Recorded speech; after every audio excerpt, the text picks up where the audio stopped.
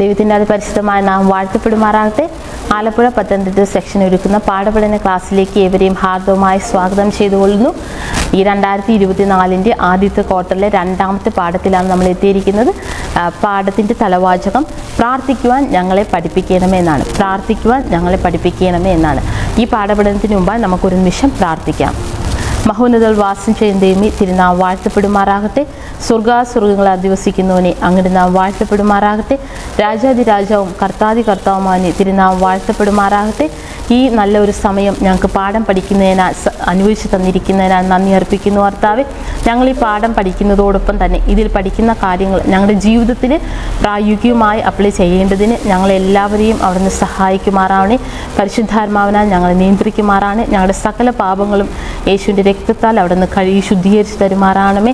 ഞങ്ങളെല്ലാവരെയും അനുഗ്രഹിക്കണമെന്ന് യേശു ക്രിസ്തു നാമത്തിൽ താഴ്മയാചിക്കുന്നു. പ്രാർത്ഥന കേട്ട് അനുഗ്രഹിക്കണം പ്രിയ പിതാവേ, ആമീൻ. നമുക്ക് രണ്ടാമത്തെ പാഠത്തിലേക്ക് പോകാം. പ്രാർത്ഥിക്കുവാൻ ഞങ്ങളെ പഠിപ്പിക്കണമേ എന്നാണ്. പ്രാർത്ഥിക്കുവാൻ ഞങ്ങളെ പഠിപ്പിക്കണമേ. ഇത് ആരോട് പറഞ്ഞതായിരിക്കും? തീർച്ചയായിട്ടും കർത്താവായ യേശു ക്രിസ്തുവിൻ്റെ ശിഷ്യന്മാർ കർത്താവായ യേശു ക്രിസ്തുവിനോട് പറഞ്ഞതാണ് പ്രാർത്ഥിക്കുവാൻ ഞങ്ങളെ പഠിപ്പിക്കണമേ എന്നാണ്. നമുക്ക് മനപ്പാഠവാക്യത്തിലേക്ക് പോകാം. ലൂക്കോസിൻ്റെ സുവിശേഷം 11-ാം അധ്യായം 1-ാം വാക്യമാണ് ഇന്നത്തെ മനപ്പാഠവാക്യം. അത് ഇങ്ങനെ പറയുന്നു: അവൻ ഒരു സ്ഥലത്ത് പ്രാർത്ഥിച്ചു കൊണ്ടിരുന്നു. തീർന്ന ശേഷം ശിഷ്യന്മാരിൽ ഒരുത്തൻ അവനോട്, കർത്താവെ, യോഹന്നാൻ തൻ്റെ ശിഷ്യന്മാരെ പഠിപ്പിച്ചതുപോലെ ഞങ്ങളെയും പ്രാർത്ഥിപ്പാൻ പഠിപ്പിക്കണമേ എന്ന് പറഞ്ഞു. എന്താ പറഞ്ഞ്? യോഹന്നാനും തൻ്റെ ശിഷ്യന്മാരെ പ്രാർത്ഥിക്കാൻ പഠിപ്പിച്ചിരുന്നുവെന്ന് ഇതിൽ നിന്ന് നമുക്ക് മനസ്സിലാകും. അതുപോലെ ഞങ്ങളെയും പഠിപ്പിക്കണമെന്നാണ് യേശു ക്രിസ്തുവിനോട് ശിഷ്യന്മാർ ആവശ്യപ്പെട്ടത്. ഇവിടെ നമ്മളൊന്ന് ചിന്തിച്ചേ, യേശു ക്രിസ്തുവിൻ്റെ ശിഷ്യന്മാരാരും കുട്ടികളല്ല, കുഞ്ഞുങ്ങളല്ല, പ്രാർത്ഥിക്കാൻ ഇതുവരെ പ്രാർത്ഥന കേട്ടിട്ടില്ലാത്തയോ ഒരിക്കലും പ്രാർത്ഥിക്കാത്തയോ കുട്ടികളല്ല. അവരെല്ലാവരും തന്നെ യൗവനത്തിൻ്റെ സ്റ്റേജിലേക്ക് എത്തിയവരും യൗവനത്തിൻ്റെ ആ വയസ്സ് കഴിഞ്ഞവരുമായിട്ടുള്ളവരാണ് യേശു ക്രിസ്തുവിൻ്റെ ശിഷ്യന്മാർ. അങ്ങനെയാണെങ്കിൽ അവരുടെ ജീവിതത്തിൽ തീർച്ചയായിട്ടും അവർ പ്രാർത്ഥിച്ചിരിക്കും, അവരുടെ പിതാക്കന്മാർ പ്രാർത്ഥിച്ചിരിക്കും, അവർ ഒത്തിരി പ്രാർത്ഥനകൾ ആരാധനകൾ സംബന്ധിക്കുന്നതുകൊണ്ട് കേട്ടിരിക്കും. എന്നിട്ട് എന്തുകൊണ്ടായിരിക്കും അവർ യേശു ക്രിസ്തുവിനോട് പ്രാർത്ഥിക്കാൻ ഞങ്ങളെ പഠിപ്പിക്കണമെന്ന് പറഞ്ഞു? അതുമാത്രമല്ല, യോഹന്നാൻ ശിഷ്യനെ പഠിപ്പിച്ച, ദാറ്റ് മീൻസ് യോഹന്നാൻ്റെ ശിഷ്യനെ പ്രാർത്ഥിക്കാൻ പഠിപ്പിച്ചിരുന്നുവെന്ന് നമ്മൾ ഇതിൽ നിന്ന് മനസ്സിലാക്കാവുന്നതാണ്. തീർച്ചയായിട്ടും നമ്മുടെ സങ്കീർത്തന പുസ്തകത്തിലേക്ക് പോകുമ്പോഴത്തേക്ക് അവിടെ ധാരാളം പ്രാർത്ഥനകളാണ് കാണുന്നത്. എല്ലാ രീതിയിലുമുള്ള പ്രാർത്ഥനകളുണ്ട്. സന്തോഷത്തിനാവട്ടെ, സങ്കടത്തിനാവട്ടെ, ദൈവത്തിൻ്റെ ജ്ഞാനം അന്വേഷിക്കുന്നതിനാകട്ടെ, അല്ലെങ്കിൽ ദൈവത്തിൻ്റെ സഹായം അത്യാവശ്യമുള്ളവരായിട്ട്, ദേഷ്യപ്പെടുമ്പോൾ വരുന്നു പോകുന്ന പ്രാർത്ഥനയാകട്ടെ, അങ്ങനെ ഒത്തിരി പ്രാർത്ഥന നിറഞ്ഞ ഒരു പുസ്തകമാണ് സങ്കീർത്തന പുസ്തകം എന്ന് നമ്മൾ കാണുന്നുണ്ട്, അല്ലേ? എന്തുകൊണ്ടായിരിക്കും പ്രാർത്ഥിക്കാൻ പഠിപ്പിക്കണമേ എന്ന് ആവശ്യപ്പെട്ടത്? തീർച്ചയായിട്ടും എല്ലാവരും പ്രാർത്ഥിക്കുന്നുണ്ടെങ്കിൽ തന്നെയും ദൈവം എങ്ങനെയാണ് ദൈവത്തോട് പ്രാർത്ഥിക്കാൻ ആഗ്രഹിക്കുന്നതെന്ന് നമ്മൾ ആരും ചിന്തിക്കാറില്ല. യേശുവിനോട് പ്രാർത്ഥിക്കാൻ പഠിപ്പിക്കണമേ എന്ന് പറഞ്ഞപ്പോൾ എന്താണ്? സ്വർഗസ്ഥനായ പിതാവേ, തിരുനാം വാഴ്ത്തപ്പെടുമാറാകട്ടെ, അങ്ങനെ തിരു ഇഷ്ടം സ്വർഗത്തിലെ പോലെ ആകണമേ എന്ന് പറഞ്ഞാണ് ആ പ്രാർത്ഥന ദൈവം പഠിപ്പിച്ചു കൊടുത്തത്. അതായത് നമ്മൾ പഠിക്കുമ്പോൾ മനസ്സിലാവും, നമ്മൾ ഏത് പ്രാർത്ഥനയിലും ആദ്യം ദൈവത്തെ സ്തുതിച്ചുകൊണ്ടായിരിക്കണം പ്രാർത്ഥന തുടങ്ങേണ്ടത്. അതിനുശേഷം നമ്മൾ ദൈവത്തോട് എന്താണ് പാപക്ഷമ ചോദിക്കേണ്ടതായ ആവശ്യകതയുണ്ട്. അതിനുശേഷമായിരിക്കണം നമ്മൾ നമ്മുടേതായ ആവശ്യങ്ങൾ എന്താണോ ആവശ്യങ്ങൾ ദൈവത്തോട് അറിയിക്കേണ്ടതെന്ന് നമ്മൾ ആ പ്രാർത്ഥന കേൾക്കുമ്പോൾ തന്നെ നമുക്ക് മനസ്സിലാക്കുന്നുണ്ട്. ഇതിനനുസരിച്ചായിരിക്കണം നമ്മുടെ നിത്യജീവിതത്തിലുള്ള പ്രാർത്ഥനകളും ക്രമീകരിക്കേണ്ടതെന്ന് ഈ ഭാഗത്തിലൂടെ നമുക്ക് മനസ്സിലാവുന്നുണ്ട്. നമ്മൾ 1 ദിനവൃത്താന്തം 16-ാം അധ്യായം അതിൻ്റെ 7ഉം 9ഉം വാക്യങ്ങളിലേക്ക് പോകുമ്പോൾ ദാവീദിൻ്റെ ഒരു പ്രാർത്ഥന അവിടെ കാണുന്നുണ്ട്. ശരിക്കും അത് നിയമപ്പെട്ടകം അതിനുവേണ്ടി നിർമ്മിച്ച കൂടാരത്തിനകത്ത് കൊണ്ടുവച്ചതിന് ശേഷം അവിടെ സ്തോത്രയാഗങ്ങളും ഹോമയാഗങ്ങളൊക്കെ അർപ്പിക്കുന്നതായിട്ട് നമ്മൾ കാണുന്നുണ്ട്, അല്ലേ? അപ്പോൾ ആ സമയത്താണ് ആരെ നിയമിച്ചിരുന്നു? ആസാഫിനെയും അവൻ്റെ സഹോദരന്മാരെയും എല്ലാത്തിനും വേണ്ടി സ്തോത്രയാഗം ചെയ്യുന്നതിന് വേണ്ടി തന്നെ ദാവീദ് നിയമിക്കുന്നതായിട്ട് നമ്മൾ കാണുന്നുണ്ട്.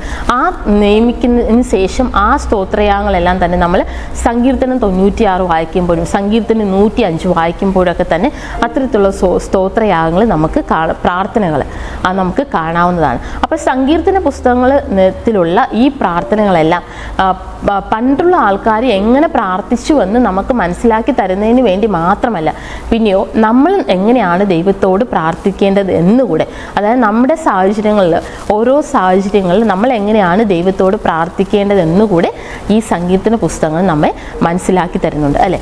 നമ്മൾ ഇന്നത്തെ കാലഘട്ടം അത്ര നല്ല രീതിയിലല്ല പോകുന്നത് നമുക്കറിയാം. ഈ കാലഘട്ടത്തിൽ ഈ സങ്കീർത്തന പുസ്തകത്തിൻ്റെ ആവശ്യകത, അല്ലെങ്കിൽ ഈ സങ്കീർത്തനത്തിലെ എല്ലാ പ്രാർത്ഥനകളും നമ്മുടെ ജീവിതത്തിൽ ഉള്ള ആവശ്യകത എന്താണെന്നും അതിനെങ്ങനെയാണ് നമ്മൾ കൂടുതൽ ആശ്രയിക്കുന്നത് എന്നതിനെക്കുറിച്ച് നമുക്ക് ഈ ആഴ്ച പഠിക്കാവുന്നതാണ്.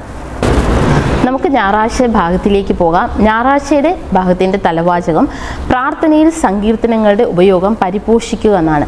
പ്രാർത്ഥനയിൽ സങ്കീർത്തനങ്ങളുടെ ഉപയോഗം പരിപോഷിപ്പിക്കുക എന്നതാണ്. ഇവിടെ സങ്കീർത്തനം 105 അധ്യായം 5 വാക്യത്തിലേക്ക് പോകുമ്പോൾ നമുക്ക് കാണാം, അവൻ്റെ ദാസനായ അബ്രഹാമിൻ്റെ സന്തതിയും അവൻ തിരഞ്ഞെടുത്ത യാക്കോബിൻ മക്കളുമായുള്ളവരെ എന്നാണ്. അതായത് തിരഞ്ഞെടുത്ത ദൈവത്തിൻ്റെ ദാസനായ അബ്രഹാമിൻ്റെ സന്തതിയോടും യാക്കോബിൻ്റെ സന്തതിയോടും കൂടെ എഴുതിയിരിക്കുന്നത് എങ്ങനെയാണ്. തുടർന്നാണ് ആ കുറേ പ്രാർത്ഥനകൾ ആ അധ്യായത്തിൽ നമുക്ക് കാണുന്നതാണ് അല്ലേ. അതുപോലെ കൊലോസ്യർക്ക് എഴുതിയ ലേഖനം 3 അധ്യായം 16 വാക്യത്തിലേക്ക് പോകുമ്പോൾ സങ്കീർത്തനങ്ങളാലും സ്തുതികളാലും ആത്മീയ ഗീതങ്ങളാലും തമ്മിൽ പഠിപ്പിച്ചും ബുദ്ധി ഉപദേശിച്ചും നന്ദിയോടെ നിങ്ങളുടെ ഹൃദയത്തിൽ ദൈവത്തിന് പാടിയും ഇങ്ങനെ ക്രിസ്തുവിൻ്റെ വചനം ഐശ്വര്യമായി സകല ജ്ഞാനത്തോടും കൂടെ നിങ്ങളിൽ വസിക്കട്ടെ എന്ന് നമ്മളവിടെ കാണുന്നുണ്ട്. സങ്കീർത്തനങ്ങളാലും സ്തുതികളാലും അതുപോലെ ആത്മീയ ഗീതങ്ങളാലും നമ്മൾ എന്താണ് എപ്പോഴും ദൈവത്തോട് പ്രാർത്ഥിക്കുകയും തമ്മിൽ നമ്മൾ ബുദ്ധി ഉപദേശിക്കുകയും അങ്ങനെ ഒരു സ്നേഹത്തിൽ പോകാനാണ് യഥാർത്ഥത്തിൽ നമ്മൾ കൊലോസ്യർക്ക് എഴുതിയ ലേഖനം 3:16 വാക്യത്തിലേക്ക് പോകുമ്പോൾ നമ്മൾ കാണുന്നത്. അങ്ങനെ ഈ ദൈവത്തിൻ്റെ ഈ വചനം എന്താണ്, സകല ഐശ്വര്യത്തോടും കൂടെ ആരിൽ വസിക്കട്ടെ, നമ്മൾ ഓരോരുത്തരിലും വസിക്കട്ടെ എന്ന് കൊലോസ്യർക്ക് എഴുതിയ ലേഖനം വായിക്കുമ്പോൾ നമുക്ക് മനസ്സിലാവുന്നതാണ്. ഇതിലെങ്ങനെയാണ് നമ്മൾ നിത്യജീവിതത്തിലെ സങ്കീർത്തനത്തിൻ്റെ ഉപയോഗം നമ്മുടെ ജീവിതത്തിൽ പരിപോഷിക്കുന്നതിനെ കുറിച്ച് ചില മാർഗങ്ങൾ ഇവിടെ കൊടുത്തിട്ടുണ്ട്. ചില മാർഗങ്ങൾ കൊടുത്തിരിക്കുന്ന അറിയാം. അതായത് ഓരോ ദിവസവും ഓരോ സങ്കീർത്തനം വെച്ച് വായിക്കാവുന്നതാണ്. വായിക്കുക മാത്രമല്ല, അതിനെക്കുറിച്ച് ചിന്തിക്കുക, അത് എഴുതാൻ ഉണ്ടായ സാഹചര്യത്തെക്കുറിച്ച് നമ്മൾ ചിന്തിക്കുക. ആ ഒരു സങ്കീർത്തനം നമ്മുടെ ജീവിതത്തിൽ എവിടെയൊക്കെ അങ്ങനെ ഒരു സാഹചര്യത്തിലൂടെ നമ്മൾ കടന്നു പോയിട്ടുണ്ട് എന്നതിനെക്കുറിച്ച് ചിന്തിക്കുക. അങ്ങനെ ഓരോ സങ്കീർത്തനം വായിക്കുകയും അത് മനസ്സിലാക്കുകയും അത് എഴുതാനുള്ള സാധ്യതയെക്കുറിച്ച് ചിന്തിക്കുകയും നമ്മുടെ നിത്യജീവിതത്തിൽ ആ സങ്കീർത്തനത്തിൻ്റെ പ്രാധാന്യത്തെക്കുറിച്ചൊക്കെ മനസ്സിലാക്കുക. രണ്ടാമത് പറഞ്ഞിരിക്കുന്ന ഒരു മാർഗം എന്ന് വെച്ചാൽ നമ്മുടെ പല സാഹചര്യങ്ങളിലൂടെയാണ് നമ്മുടെ ജീവിതം കടന്നു പോകുന്നത് അല്ലേ. അപ്പം നമ്മുടെ ജീവിതത്തിൽ കൂടെ എപ്പോഴും നമ്മൾ സന്തോഷിക്കുന്നവരല്ല, എപ്പോഴും നമ്മൾ ദുഃഖിക്കുന്നവരുമല്ല, അപ്പോൾ എപ്പോഴും നമ്മൾ കോപത്തോടെ ഇരിക്കുന്നവരുമല്ല. അപ്പോഴെന്താണ് നമ്മൾ കടന്നു പോകുന്ന ഓരോ സാഹചര്യങ്ങൾക്കും ആസ്പദമാക്കിയുള്ള സങ്കീർത്തനങ്ങൾ നമുക്ക് തിരഞ്ഞെടുത്ത് അത് നമ്മൾ വായിക്കുകയും അത് നമ്മൾക്ക് എങ്ങനെയാണ് ആ സങ്കീർത്തനക്കാരനോട് എഴുതിയിരിക്കുന്നതിനെ കുറിച്ച് ചിന്തിക്കുകയും അത് നമ്മുടെ ജീവിതത്തിൽ നമ്മൾ ഈ കടന്നു പോകുന്ന സാഹചര്യത്തിൽ അത് എങ്ങനെയാണ് നമുക്ക് ഉപകാരപ്പെടുന്നതിനെ കുറിച്ചൊക്കെ ചിന്തിക്കുകയും അങ്ങനെ അതിനുശേഷം നമ്മൾ പ്രാർത്ഥിക്കുകയും ചെയ്യുക. ഇങ്ങനെയുള്ള മാർഗങ്ങളിലൂടെ എന്താണ് സങ്കീർത്തനങ്ങൾ പഠിക്കാനും അത് കൂടുതൽ മനസ്സിലാക്കാനും നമുക്ക് കഴിയുന്നതാണ്. തുടർന്ന് ഈ വചനം എന്താണ് നമ്മുടെ ഹൃദയങ്ങൾ ഐശ്വര്യമായി സകല ജ്ഞാനത്തോടു കൂടെ നിലനിൽക്കുന്നതുമാണ് എന്ന് നമ്മൾ ഈ പാഠഭാഗത്തിൽ നിന്ന് വായിക്കുന്നുണ്ട്. അതായത് ആദ്യം സങ്കീർത്തനം വായിക്കുക, പിന്നെ നമ്മൾ ലളിതമായി ആ സങ്കീർത്തനത്തെ കുറിച്ച് ചിന്തിക്കുക, പിന്നെ നമ്മൾ എന്ത് ചെയ്യുക, മൂന്നാമത് നമ്മൾ പ്രാർത്ഥിക്കുക എന്നാണ് ഈ പാഠഭാഗത്തിൻ്റെ ലേഖകൻ നമ്മോട് പറഞ്ഞിരിക്കുന്നത് അല്ലേ. അപ്പോൾ ഏതെങ്കിലും സങ്കീർത്തനത്തിൽ നമ്മൾ ചെയ്യുന്ന എന്തെങ്കിലും കാര്യത്തെ വെല്ലുവിളിക്കുന്നുണ്ടെങ്കിൽ അല്ലെങ്കിൽ നമ്മുടെ ഒരു തെറ്റായ പ്രത്യാശയെ തിരുത്തുന്നുണ്ടെങ്കിൽ നമ്മൾ എന്ത് ചെയ്യുക, അതെല്ലാം ഒന്നുകൂടെ ധ്യാനിക്കുക, അതിനെക്കുറിച്ച് നമ്മൾ ചിന്തിക്കുകയും അതിനുശേഷം നമ്മൾ പ്രാർത്ഥിക്കുകയും അത് കൂടുതൽ മനസ്സിലാക്കാൻ ശ്രമിക്കുകയും അങ്ങനെ നമ്മൾ ദൈവത്തോട് കൂടുതലായിട്ട് അടുക്കുകയും ചെയ്യുക എന്ന് നമ്മൾ ഈ ഭാഗത്തിൽ നിന്ന് പഠിക്കുന്നുണ്ട്. അതുപോലെ തന്നെ എന്താണ് സങ്കീർത്തനം നൽകുന്ന പുതിയ ഉദ്ദേശങ്ങൾ എന്താണ്, എങ്ങനെയായിരിക്കണം, നമുക്കും സഭയ്ക്കും ലോകത്തിനും അവയുടെ പ്രാധാന്യത്തെക്കുറിച്ച് ചിന്തിക്കുക എന്നാണ്. നമുക്കും നമ്മുടെ സഭയ്ക്കും നമ്മുടെ ലോകത്തിനും നൽകുന്ന ആ സങ്കീർത്തനത്തിൽ നിന്ന് കിട്ടുന്ന പുതിയ ഉദ്ദേശങ്ങളെക്കുറിച്ചും നമ്മൾ ചിന്തിക്കുക. നമ്മൾ ഈ സങ്കീർത്തനങ്ങളിലേക്ക് പോകുമ്പോൾ നമുക്ക് മനസ്സിലാവും അവിടെ വിലാപങ്ങളുടെ സങ്കീർത്തനമുണ്ട്, സമൂഹ വിലാപങ്ങളുടെ സങ്കീർത്തനമുണ്ട്, ദൈവത്തിൽ നിന്ന് ജ്ഞാനം അന്വേഷിക്കുന്ന സങ്കീർത്തനമുണ്ട്, തീർത്ഥാടനത്തിന് വേണ്ടിയുള്ള സങ്കീർത്തനങ്ങളുണ്ട്, അതുപോലെ തന്നെ ദേഷ്യത്തിൽ ഇരിക്കുമ്പോൾ വന്നു പോകുന്ന സങ്കീർത്തനങ്ങളുണ്ട്, സ്തുതി ഗീതങ്ങളായിട്ടുള്ളതുണ്ട്, പിന്നെ വളരെ ദുഃഖകരമായ സാഹചര്യങ്ങൾ കൊണ്ട് ദൈവം നമ്മളെ കൈവിട്ടപ്പോൾ കൈവിട്ടോ എന്ന് തോന്നിക്കുന്ന വിധമുള്ള സങ്കീർത്തനങ്ങളുണ്ട് അല്ലേ? കൈവിട്ടോ അപ്പോൾ എന്നിട്ടും അതിനെ സ്തുതിച്ചുകൊണ്ട് ദൈവം നമ്മൾ അടുത്തുണ്ട് എന്ന ദൈവത്തിൻ്റെ സാന്നിധ്യം നമ്മളെ അറിയിക്കുന്നതായ സങ്കീർത്തനങ്ങളുണ്ട്. ഇങ്ങനെ നമ്മൾ സങ്കീർത്തനത്തിലേക്ക് പോകുമ്പോൾ ഈ സങ്കീർത്തനക്കാരെല്ലാവരും തന്നെ ഇതിൻ്റെ രചയിതാക്കൾ പലരാണ്. ഇവരെല്ലാവരും പരിശുദ്ധാത്മാ പ്രേരണമായി അവരോട് സാഹചര്യത്തിൽ നിന്നുകൊണ്ട് അവരുടെ ജീവിതത്തിൽ വന്നു പോയി സാഹചര്യത്തിൽ നിന്നുകൊണ്ട് എഴുതപ്പെട്ടതാണ് എന്ന് മനസ്സിലാവും. അപ്പം നമ്മളെപ്പോലെ തന്നെ വ്യക്തികളാണ് അവർ. അപ്പം നമ്മൾ ഇതുപോലെയുള്ള ഏറ്റക്കുറച്ചിലുകളുള്ള ജീവിതത്തിലൂടെയാണ് എല്ലാവരും കടന്നു പോകുന്നത്. അപ്പം നമ്മുടെ സാഹചര്യത്തിനെ അടിസ്ഥാനമാക്കി ഏതൊക്കെ സങ്കീർത്തനങ്ങളാണ് നമുക്ക് ആശ്വാസം നൽകുന്നത്, നമ്മുടെ സാഹചര്യത്തെ പോലെ ആ സങ്കീർത്തനക്കാരൻ കടന്നുപോയി എന്നിട്ടും എന്താണ് ദൈവത്തിൽ പിന്നെ നിലനിന്നു എന്നുള്ള കാര്യങ്ങളൊക്കെ നമ്മൾ ഇതിൽ നിന്ന് മനസ്സിലാക്കുന്നതാണ്. ഇങ്ങനെ നമ്മൾ പഠിക്കുന്നതിലൂടെ നമ്മൾ എന്താണ് സങ്കീർത്തനങ്ങളെ കൂടുതലായിട്ട് മനസ്സിലാക്കാനും, സങ്കീർത്തനങ്ങളെല്ലാം പ്രാർത്ഥനാ ഗീതങ്ങളും സ്തുതിഗീതങ്ങളാണ്. അതിനനുസരിച്ച് നമ്മുടെ പ്രാർത്ഥനയും നമ്മുടെ പ്രാർത്ഥനയും ക്രമപ്പെടുത്തേണ്ടതിനും ദൈവം നമ്മെ എല്ലാവരെയും സഹായിക്കുമാറാകട്ടെ. നമ്മൾ കൊലോസ്യർക്ക് എഴുതിയ ലേഖനം 3:16 വാക്യത്തിലേക്ക് പോകുമ്പോൾ ക്രിസ്തുവിൻ്റെ വചനം ഐശ്വര്യമായി സകല ജ്ഞാനത്തോടും കൂടി നിങ്ങളിൽ വസിക്കട്ടെ എന്നാണ്. കർത്താവായ യേശു ക്രിസ്തുവിൻ്റെ വചനമാണ് ഏത്? സങ്കീർത്തനവും എഴുതപ്പെട്ടത് എങ്ങനെയാണ്? തീർച്ചയായിട്ടും പരിശുദ്ധാത്മാ പ്രേരണയാൽ ആണെന്ന് നമുക്ക് മനസ്സിലാക്കാം. അപ്പോൾ ഇതെല്ലാം വായിക്കുന്നോട്ടെ ഈ വചനങ്ങളെല്ലാം തന്നെ ഐശ്വര്യമായി നമ്മുടെ ഹൃദയത്തിൽ എങ്ങനെ നിങ്ങൾ വസിക്കട്ടെ എന്ന് കൊലോസ്യർക്ക് എഴുതിയ ലേഖനം 3:16 വാക്യം നമ്മോട് പറയുന്നുണ്ട്. അപ്പോൾ ഇതുപോലെ തന്നെ എന്താണ് ഈ പരിശുദ്ധാത്മാവിനാൽ എഴുതപ്പെട്ട വചനമാണ് എല്ലാ സങ്കീർത്തനങ്ങളിൽ അടങ്ങിയിരിക്കുന്ന സ്തുതിഗീതങ്ങളും പ്രാർത്ഥനകളും. അപ്പം നമ്മുടെ ജീവിതത്തിൽ അപ്ലൈ ചെയ്യുന്നതോടൊപ്പം നമ്മളത് ദിനം പ്രതി വായിക്കുന്നതിനെക്കുറിച്ചും അല്ലെങ്കിൽ ധ്യാനിക്കുന്നതോടൊപ്പം നമ്മൾ എന്താണ് കർത്താവായ യേശു ക്രിസ്തുവിലേക്ക് നമ്മളെ തന്നെ സമർപ്പിച്ചുകൊണ്ട് നമുക്കും നമ്മുടെ ജീവിതത്തെ ക്രമപ്പെടുത്താൻ ദൈവം സഹായിക്കും. അതിന് ദൈവം എല്ലാവരെയും സഹായിക്കുമാറാകട്ടെ. തിങ്കളാഴ്ച ഭാഗത്തിലേക്ക് പോകാൻ. തിങ്കളാഴ്ചയുടെ ഭാഗത്തിൻ്റെ തലവാചകം കഷ്ടകാലങ്ങളിലെ ആശ്രയത്വം എന്നാണ്. കഷ്ടകാലങ്ങളിലെ ആശ്രയത്വം എന്നാണ്. കടുത്ത നിരാശയുടെയും കഷ്ടാനുഭവങ്ങളിലൂടെയും എല്ലാ ക്രിസ്ത്യാനികളും എല്ലാ സമയത്തും കടന്നു പോയിട്ട് നമുക്ക് നന്നായിട്ട് അറിയാവുന്നതാണ് അല്ലേ? അപ്പോൾ പഴയ കാലത്തും ഇതുപോലെ എന്താണ് കഷ്ടകാലങ്ങളിലൂടെ കടന്നു പോയപ്പോൾ രേഖപ്പെടുത്തിയിരിക്കുന്നത്. അതായത് കോരഹപുത്രന്മാരുടെ ധ്യാനമാണ് സങ്കീർത്തനം 44 അധ്യായം. അപ്പോൾ സങ്കീർത്തനം 44 അധ്യായത്തിലേക്ക് നമ്മൾ പോകുമ്പോൾ എന്താണ് നമ്മൾ കാണുന്നത്? 1-ാമത്തെ വാക്യത്തിലേക്ക് പോകുമ്പോൾ ദൈവമേ പൂർവ്വകാലത്ത് ഞങ്ങളുടെ പിതാക്കന്മാരുടെ നാളുകളിൽ നീ ചെയ്ത പ്രവൃത്തി അവർ ഞങ്ങളോട് വിവരിച്ചിരിക്കുന്നു, ഞങ്ങളുടെ ചെവി കൊണ്ട് ഞങ്ങൾ കേട്ടുമിരിക്കുന്നു എന്നാണ്. അപ്പോൾ കഷ്ടകാലങ്ങളിൽ കടന്നു പോയതിനെക്കുറിച്ചും ആ സമയത്ത് പൂർവ്വകാലത്ത് ദൈവം ഒരു അത്ഭുതകരമായി രക്ഷിച്ചിരിക്കുന്ന രീതിയും നമ്മൾ കേട്ടിരിക്കുന്നുവെന്ന് കോരഹപുത്രന്മാരിവിടെ രേഖപ്പെടുത്തിയിരിക്കുകയാണ് അല്ലേ? അപ്പോൾ അന്ന് അവർ ആ കഷ്ടത്തിലൂടെ കടന്നു പോയപ്പോൾ അവർ പറയാണ് ദൈവം പഴയ കാലത്ത് കഷ്ടകാലത്ത് പോയവരെ എങ്ങനെ രക്ഷിച്ചു എന്ന് നമുക്ക് നന്നായിട്ട് അറിയാം. അതുപോലെ എന്താണ് ഈ കാലത്ത് നമ്മളും ഓരോ പ്രയാസത്തിലൂടെ കടന്നു പോകുമ്പോൾ നമ്മൾ തീർച്ചയായിട്ടും ഈ കോരഹപുത്രന്മാരിൽ രേഖപ്പെടുത്തിയതുപോലെ ഓർത്തിരിക്കണം. ഇതുപോലെ എന്താണ് ബൈബിൾ നമ്മൾ ഒത്തിരി കാര്യങ്ങൾ വായിക്കുന്നുണ്ട്, പറഞ്ഞാൽ ധാരാളം അത് തന്നെ പറയേണ്ടി വരും അല്ലേ? അപ്പോൾ ഇത്രയധികം കാര്യങ്ങളിലൂടെ ദൈവം ഓരോരുത്തരെയും ഓരോ പ്രയാസത്തിലും എങ്ങനെയാണ് ചെങ്കട തന്നെ പിളർന്ന് ജനത്തെ വഴി നടത്തിയതായ സംഭവം അല്ലെ? അത്രയധികം അത്ഭുതങ്ങൾ പ്രവർത്തിച്ചത് നമുക്ക് നന്നായിട്ടറിയാം.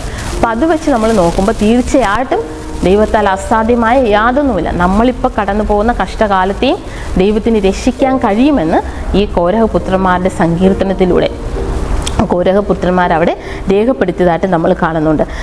ആരാധകർക്ക് അവരുടെ കാരണമില്ലാത്ത കഷ്ടാനുഭവങ്ങളെ സ്വതന്ത്രമായും കൃത്യതയോടും സജീവമായി പ്രകടിപ്പിക്കുവാൻ ഈ സങ്കീർത്തനം നമ്മളെ സഹായിക്കുന്നതാണെന്ന് ലേഖകൻ ഇവിടെ ചൂണ്ടിക്കാണിക്കുന്നുണ്ട് അല്ലേ? ഇവിടെ നമ്മൾ നോക്കുമ്പോൾ നമുക്കറിയാം സങ്കീർത്തനം തുടർന്ന് നമ്മൾ വായിക്കുമ്പോഴത്തേക്ക് അതിൻ്റെ 26-ാം വാക്യത്തിലേക്ക് പോകുമ്പോൾ നമ്മൾ ഇങ്ങനെ കാണുന്നുണ്ട്, ഞങ്ങളുടെ സഹായത്തിനായി എഴുന്നേൽക്കണമേ, നിന്റെ ദയനിമിത്തം ഞങ്ങളെ വീണ്ടെടുക്കണമെന്നാണ്. അപ്പോൾ പൂർവ്വകാലങ്ങളിൽ ദൈവം ഓരോ സമയത്തും എങ്ങനെയാണ് ജനത്തെ സഹായിച്ചത് അത് ഞങ്ങൾക്ക് നന്നായിട്ട് അറിയാം.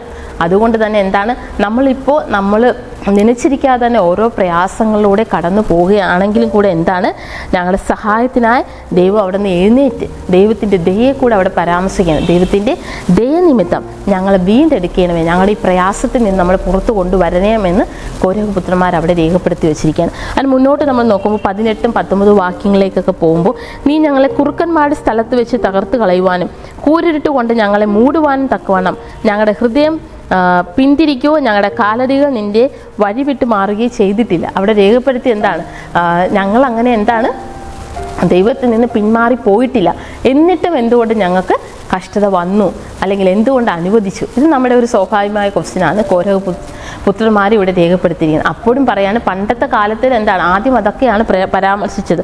ദൈവം ആദ്യം കൊണ്ട് പരാമർശിച്ചിരിക്കുന്ന പണ്ട് ചെയ്ത അത്ഭുത കാര്യങ്ങളെക്കുറിച്ചാണ്. അന്ന് അവർ ഓരോ യുദ്ധം ജയിച്ചപ്പോഴും വാളുകൊണ്ടല്ല, അവരുടെ സൈന്യബലം കൊണ്ടൊന്നും അല്ല അവർ ജയിച്ചത്. പിന്നെ എന്താണ്, ദൈവം അവർക്ക് വേണ്ടി പൊരുതിയത് കൊണ്ടാണ് ജയിച്ചത്. അതുകൊണ്ട് തന്നെ എന്താണ് കോരഹ പുത്രന്മാർ ഇവിടെ രേഖപ്പെടുത്തിയിരിക്കുകയാണ്, ഇപ്പോഴും ഞങ്ങളുടെ പ്രാർത്ഥന കേട്ട് ഞങ്ങളോട് ദയ കാണിച്ച്, ഞങ്ങളോട് കരുണ കാണിച്ച് ഞങ്ങളുടെ ഈ കഷ്ടകാലത്ത് നിന്നും വിടുവിക്കണമെന്ന്. ശരിക്കും ഈ പ്രേയർ നമുക്ക് എല്ലാവർക്കും ഉപകാരപ്പെടും അല്ലേ? ഈ സങ്കീർത്തനം എല്ലാ കാലത്തുള്ള എല്ലാ മനുഷ്യർക്കും ഉപകാരപ്പെടും. നമ്മളും പലരും പല രീതിയിലാണ്, നമ്മൾ ഓരോരുത്തരും ഓരോ രീതിയിലായ പ്രയാസങ്ങളിലൂടെ കടന്നു പോകുമ്പോൾ എന്താണ്, തീർച്ചയായിട്ടും അന്ന് ദൈവം അത്ര അത്ഭുതം പ്രവർത്തിച്ച് എന്താണ് ഓരോരുത്തരെയും അല്ലെങ്കിൽ ഓരോ സൈന്യത്തെയും ജനത്തെയും രക്ഷിച്ചതായിട്ട് നമ്മൾ കാണുന്നുണ്ട്. നമ്മൾ കടന്നു പോകുന്ന കഷ്ടതയിലും എന്താണ്, ദൈവം രക്ഷിക്കാൻ കഴിയാതെ വണ്ണം ദൈവത്തിൻ്റെ കൈ കുറുകിയിട്ടില്ല അല്ലേ?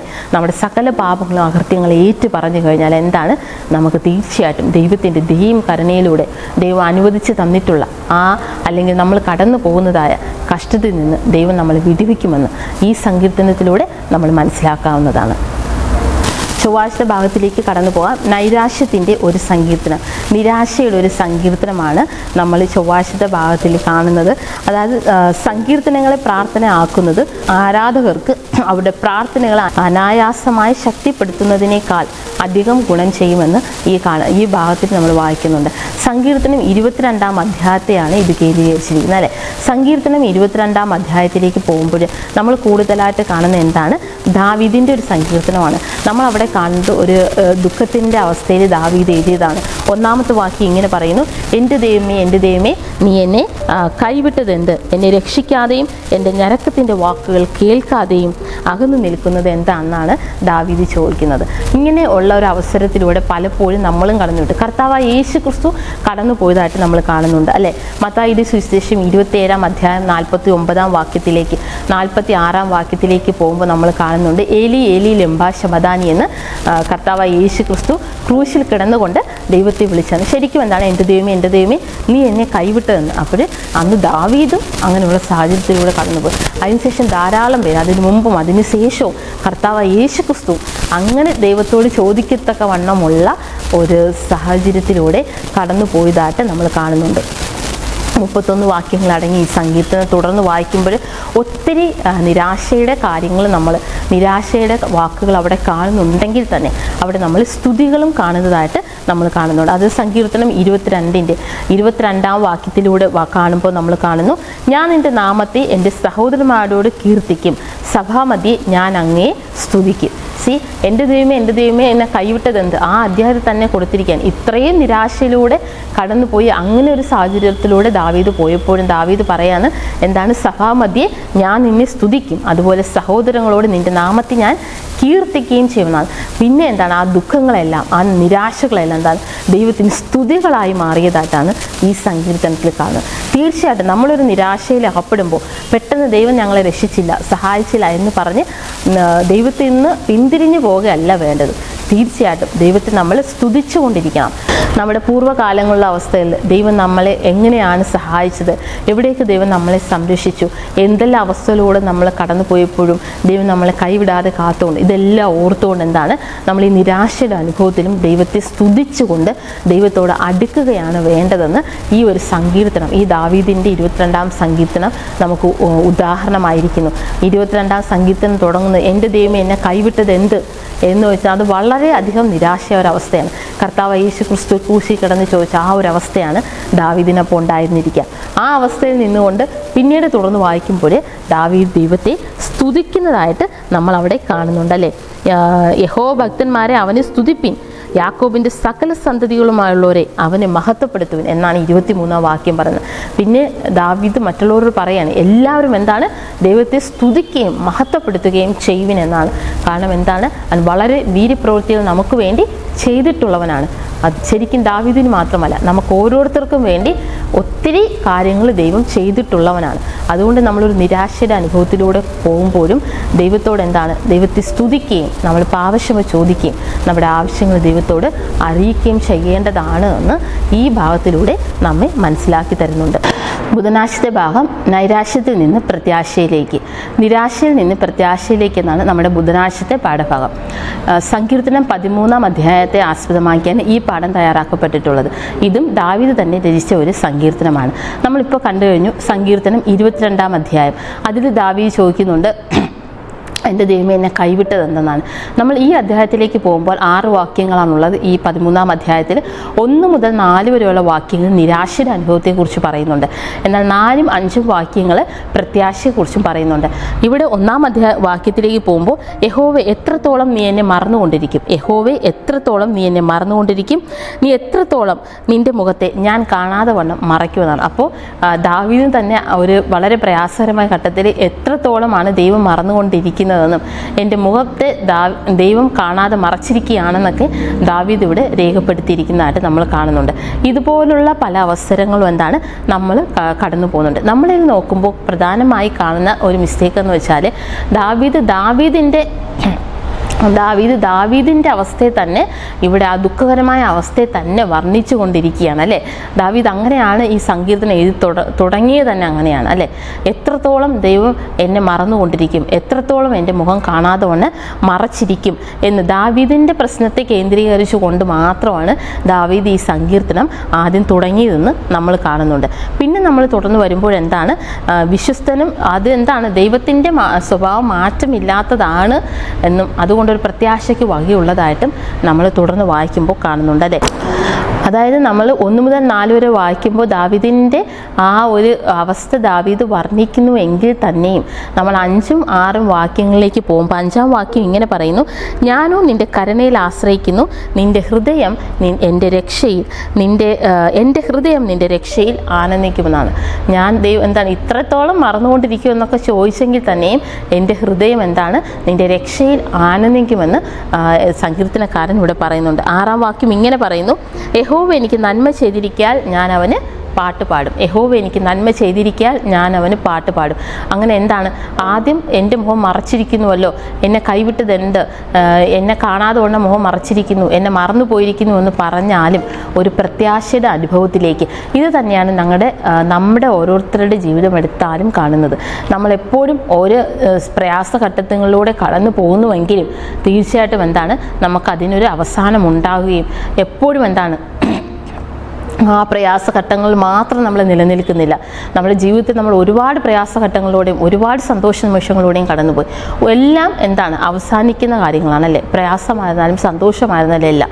അപ്പോൾ ഈ പ്രയാസഘട്ടങ്ങളെല്ലാം മാറി ഒരു സന്തോഷമെത്തും. അപ്പോൾ എന്താണ് ഞാൻ ആനന്ദിക്കുകയും ഞാൻ പ്രത്യാശയോടുകൂടെ യഹോവ എനിക്ക് നന്മ ചെയ്തിരിക്കാൻ ഞാൻ അവന് പാട്ട് പാടുമെന്ന്. അപ്പോൾ ദൈവം നന്മ ചെയ്തിരിക്കാൻ ഞാൻ അവന് പാട്ട് പാടുമെന്നാണ് 6-ാമത്തെ വാക്യം നമ്മളോട് പറയുന്നത്. അതുകൊണ്ട് എന്താണ് ഈ പ്രത്യാശയുടെ ഈ പ്രയാസവും ഈ നിരാശയും മാറി ഞാൻ പ്രത്യാശയിൽ എത്തപ്പെടും. ദൈവത്തിൻ്റെ സ്തുതി ചെയ്യുന്ന ദൈവമേ എന്നെ മറന്നുകൊണ്ട് പോയിരിക്കുന്നു എന്ന് ചോദിക്കുന്നതിന് പകരം ദൈവത്തെ നന്ദിയോട് സ്തുതി അർപ്പിക്കുന്ന രീതിയിൽ ഞാൻ ആകുമെന്ന് ഒരു പ്രത്യാശയുടെ അനുഭവം ഇതിൽ നിന്ന് നമുക്ക് മനസ്സിലാക്കാവുന്നതാണ്. ഇത് നമ്മുടെ ജീവിതമായി താരതമ്യപ്പെടുത്തുമ്പോഴും ഇത് വളരെ അധികം അർത്ഥവത്തായ ഒരു സങ്കീർത്തനമാണ് ദാവീദിനാൽ രചിക്കപ്പെട്ടതെന്ന് നമുക്ക് മനസ്സിലാവും. നമ്മുടെ ജീവിതത്തിൽ ഇതൊക്കെ തന്നെയാണ് നടന്നുകൊണ്ടിരിക്കുന്നത്. വളരെ പ്രയാസത്തിലൂടെ കടന്നു പോകുമ്പോഴും അവസാനം നമ്മൾ എന്താണ് ദൈവത്തെ സ്തുതിക്കുന്നതായ അവസ്ഥ.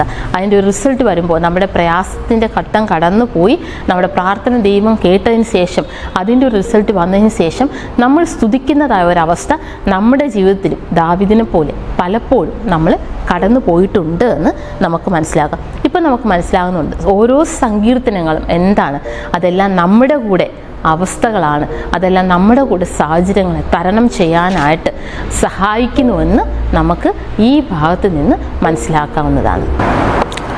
വ്യാഴാഴ്ച ഭാഗത്തിലേക്ക് പോകാം. വ്യാഴാഴ്ച ഭാഗത്തിൻ്റെ തലവാചകം ഞങ്ങളെ വീണ്ടും യഥാസ്ഥാനപ്പെടുത്തേണമേ, ഞങ്ങളെ വീണ്ടും യഥാസ്ഥാനപ്പെടുത്തേണമെന്നാണ്. ഇത് 60-ാം അധ്യായത്തെ ആസ്പദമാക്കിയാണ് വ്യാഴാഴ്ചത്തെ ഭാഗം തയ്യാറാക്കപ്പെട്ടിരിക്കുന്നത്. ഇതും ദാവീദിൻ്റെ സങ്കീർത്തനം തന്നെയാണ്.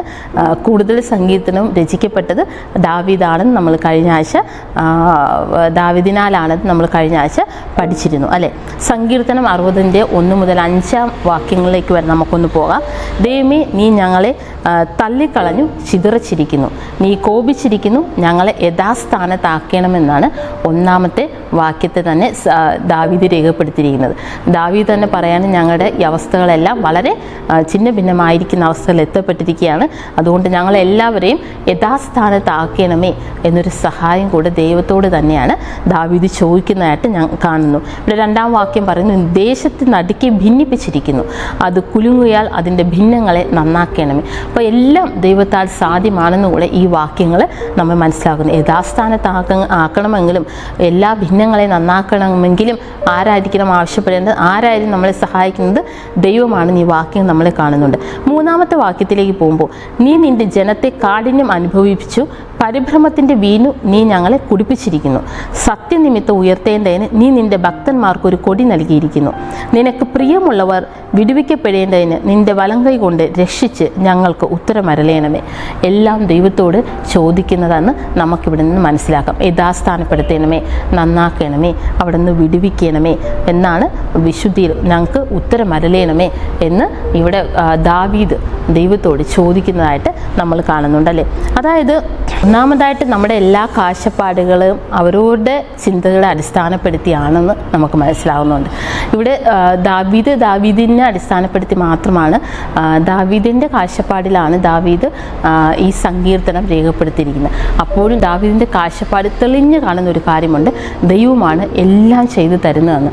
യഥാസ്ഥാനപ്പെടുത്തുന്നതും നന്നാക്കുന്നതും വിടുവിക്കുന്നതും ഉത്തരമരുളുന്നതും എല്ലാം ദൈവമാണെന്ന് ഈ വാക്യങ്ങളിൽ വളരെ വ്യക്തമായിട്ട് ദാവീദ് രേഖപ്പെടുത്തുന്നതായിട്ട് നമ്മൾ കാണുന്നുണ്ട്. രണ്ടാമത് എന്താണ്, ഈ വിലാപ സങ്കടങ്ങൾ കഷ്ടം അനുഭവിക്കുന്നവരോട് സഹതാപം കാണിക്കാൻ നമ്മെ പഠിപ്പിക്കുന്നതാണ്. ഇത്തിരി സംഗീതം നമ്മളും ഇതുപോലെ കഷ്ടം അനുഭവിക്കുന്നവരോട് സങ്കടത്തിലായിരിക്കുന്നവരോട് സഹതാപം കാണിക്കാനായിട്ടും നമ്മളെ പഠിപ്പിക്കുന്നത്. ദൈവം എല്ലാം എല്ലാവർക്കും ചെയ്തു കൊടുക്കുന്നു എന്ന്, അതായത് എല്ലാം യഥാസ്ഥാനപ്പെടുത്തുന്നു, നന്നാക്കുന്നു, ഉത്തരമരുളുന്നു, എല്ലാമാണ് ദൈവം ചെയ്തു കൊടുക്കുന്നതെന്ന് നമ്മൾ ഇതിൽ നിന്ന് വായിച്ചു കഴിഞ്ഞു അല്ലേ. അതായത് നമ്മൾ പഠിക്കുമ്പോൾ നമുക്ക് മനസ്സിലാകും, തീർച്ചയായിട്ടും ദൈവത്താൽ അസാധ്യമായ ഒന്നുമില്ല. എന്ത് സംഭവിച്ചാലും അത് ദൈവത്തിൻ്റെ കരങ്ങളിൽ കൂടെ മാത്രമാണ് അത് യഥാസ്ഥാനപ്പെടുത്തി നമ്മുടെ ജീവിതത്തെ ക്രമപ്പെടുത്തി തരാൻ പറ്റുള്ളൂ. ആത്മീയമായി പിന്നിലോട്ട് പോകുന്ന അവസ്ഥയായിരുന്നാലും, നമ്മുടെ സാമ്പത്തികമായുള്ള പ്രശ്നമായിരുന്നാലും, ജീവിതത്തിലാകപ്പെടുന്ന രോഗദുഃഖ പ്രയാസങ്ങളായിരുന്നാലും, എല്ലാം എന്ത് ഭിന്നങ്ങൾ നമ്മൾ ഉണ്ടായിരുന്നാലും എല്ലാത്തിനും ഉത്തരമരുളുന്ന ദൈവം, എല്ലാത്തിനെയും നന്നാക്കുന്ന ദൈവം ആരാണ്? ദൈവമാണ് എന്ന്, എല്ലാത്തിനും നന്നാക്കുന്നത് ദൈവമാണെന്ന് ദാവീദ് നമ്മളെ ഈ ഭാഗത്തിലൂടെ മനസ്സിലാക്കി തരുന്നതായിട്ട് കാണുന്നുണ്ട് അല്ലേ. അതായത് സിസ്റ്റർ വൈറ്റിൻ്റെ വെൽഫെയർ മിനിസ്ട്രി എന്ന് പറയുന്ന ഭാഗം വായിക്കുമ്പോൾ ഈ ഭൂമി ആകെ ഒരു ലാസർ ഭവനമാണ് എന്നാണ് രേഖപ്പെടുത്തിയിരിക്കുന്നത് അല്ലേ. ഈ ഭൂമി ആകെ ഒരു ലാസർ ഭവനമാണ്. ക്രിസ്തു ആകട്ടെ രോഗികളെ സൗഖ്യമാക്കുവാനും സാത്താൻ്റെ തടവിലായിരിക്കുന്നവർക്ക് വിടുതൽ പ്രാപിക്കുവാനും ആണ് വന്നത് എന്ന് പറയുന്നുണ്ട്. തീർച്ചയായിട്ടും എന്താണ്, ഈ ഭൂമിയിൽ മുഴുവനും പാപത്തിൽ അടിമപ്പെട്ട് രോഗത്താലും പ്രയാസത്താലും ആയിരിക്കുന്ന, അല്ലെങ്കിൽ എല്ലാ നിരാശയിലായിരിക്കുന്ന, കഷ്ടതയിലായിരിക്കുന്ന, എങ്ങനെ ജീവിക്കണമെന്ന് അറിയാത്ത അവസ്ഥയിലായിരിക്കുന്ന ഒരു കൂട്ടം മനുഷ്യരെ കൊണ്ട് നിറഞ്ഞിരിക്കുന്നതാണ് ഈ ഭാഗം ഒന്ന് ഒരു മരിച്ച അവസ്ഥയിലായിരിക്കുന്നതാണ്. അപ്പോൾ ലാസറിൻ്റെ ഭവനത്തിൽ നടന്ന പോലെ തീർച്ചയായിട്ടും ദൈവം നമ്മുടെ ഭവനത്തിൽ കടന്നു വന്നത് എന്തായിരിക്കും? നമ്മൾ അവിടെ നിന്ന് ജീവനുള്ള ദേഹിയായി ഉയർത്തെഴുന്നേൽക്കുന്നു എന്ന് നമ്മൾ മനസ്സിലാകുന്നു. അതായത് എന്താണ്, ആത്മീയമായും നമ്മളെന്താണ് ജീവനുള്ള ദേഹിയായി നമ്മളിപ്പോൾ ഉറങ്ങുന്ന അവസ്ഥയിലായിരിക്കുകയാണ്, നമ്മളെന്താണ് ഉണരുന്ന അവസ്ഥയിൽ, അതായത് പ്രത്യാശയുടെ അവസ്ഥയിൽ, നിരാശയിൽ നിന്ന് പ്രത്യാശയിൽ വന്ന് ദൈവത്തെ സ്തുതിക്കുന്ന അവസ്ഥയിലായിരിക്കുന്നുവെന്ന് നമ്മൾ ഈ സിസ്റ്റർ വൈറ്റിൻ്റെ ലേഖനങ്ങളിൽ നിന്ന് മനസ്സിലാക്കാവുന്നതാണ്. ക്രിസ്തുവിൽ നിന്ന് നന്മയുടെ ശക്തി അവരിൽ പ്രവേശിച്ചപ്പോൾ എന്തായാലും പലർക്കും പാപബോധം ഉണ്ടായി. ശാരീരിക സൗഖ്യത്തോടൊപ്പം പലർക്കും ആത്മീയ സൗഖ്യവും ഉണ്ടായതായിട്ട് നമ്മൾ കാണുന്നുണ്ട് അല്ലേ. അപ്പോൾ ശാരീരിക സൗഖ്യം മാത്രമല്ല ജനങ്ങൾക്കുണ്ടായത്, ആത്മീയ സൗഖ്യവും മനുഷ്യർക്ക് ലഭിച്ചതായിട്ട് ഈ ഭാഗങ്ങൾ വായിക്കുമ്പോൾ നമുക്ക് മനസ്സിലാകും. അത് ക്രിസ്തു നമ്മളുടെ ഉള്ളിൽ വരുമ്പോൾ നമുക്ക് എന്താണ് ഉണ്ടാകുന്നത്? നമ്മൾ സൃഷ്ടിച്ച ദൈവം എന്താണ് നമുക്ക് തരുന്നത്? ശാരീരിക സൗഖ്യം മാത്രമല്ല, ആത്മീയ സൗഖ്യമാണ്. കാരണം ദൈവത്തിൻ്റെ ഉദ്ദേശം നമ്മളെ പാപത്തിൽ നിന്ന് രക്ഷിച്ചുകൊണ്ട് എവിടെ കൊണ്ടുപോകണം? ദൈവമായിരിക്കുന്ന ദൈവത്തിൻ്റെ ഭവനത്തിൽ കൊണ്ടുപോയി ദൈവത്തോടൊപ്പം വസിപ്പിക്കണം എന്നാണ് ദൈവത്തിൽ നമ്മളുള്ള ഉദ്ദേശമെന്ന് നമ്മൾ കഴിഞ്ഞ ക്വാർട്ടറിലെ പാഠങ്ങളിലൊക്കെ പഠിച്ചു കഴിഞ്ഞതാണ്.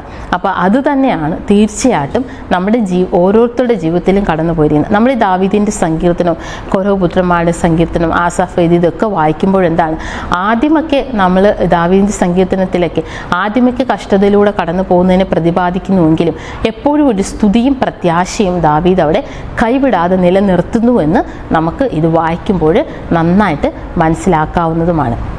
നമ്മൾ ഈ ക്വാർട്ടറിൽ തന്നെ പഠിച്ചു വരുന്നത് എന്താണ്? സങ്കീർത്തന പുസ്തകത്തെ ആസ്പദമാക്കിയാണ്.